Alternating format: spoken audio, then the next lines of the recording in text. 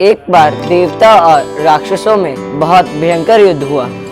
उस युद्ध में देवता लोग जीत गए। जीत की खुशी मनाने के लिए वह सभी ब्रह्मलोक पहुंचे। ब्रह्मलोक सभी स्थानों में से सबसे ऊपर का स्थान माना जाता है। ब्रह्मलोक को सत्यलोक भी कहा जाता है। जब सभी देवता जीत की खुशी मनाने के लिए, आनंद मनाने के लिए सत्यलोक पहुंचे तो इंद्र देवता ने पूछा, क्योंकि सत्यलोक से भी ऊपर एक लोक है जो है कि गोलोक। जो गोलोक है वहाँ गौ माता का निवास है।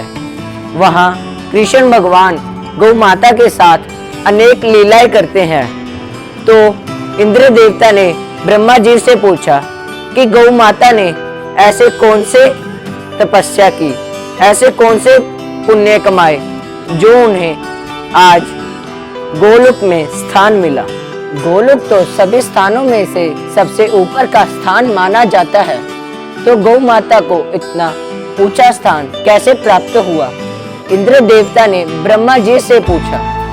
तो ब्रह्मा जी ने बताना शुरू किया कि एक बार माता अदिति ने बहुत बड़ी तपस्या की।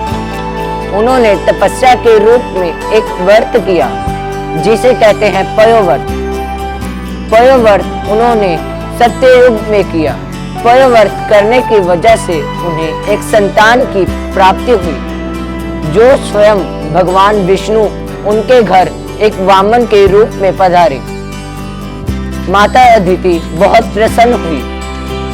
उनकी बहन सूर्य देवी ने सोचा कि उन्हें भी तपस्या करनी चाहिए। जब सूर्य देवी ने सोचा कि उन्हें तपस्या करनी चाहिए, तो कहा जाता है कि उन्होंने तपस्या 11,000 साल तक एक पैर पर खड़े रहकर की। उन्होंने तपस्या कहा कि उन्होंने तपस्या कैलाश पर्वत पर की। स्थान का भी महत्व होता है। कुछ साधना घर पर की जाए और कुछ साधना तीर्थ स्थान पर। जो साधना तीर्थ स्थान पर की जाए तो उसका महत्व बढ़ जाता है।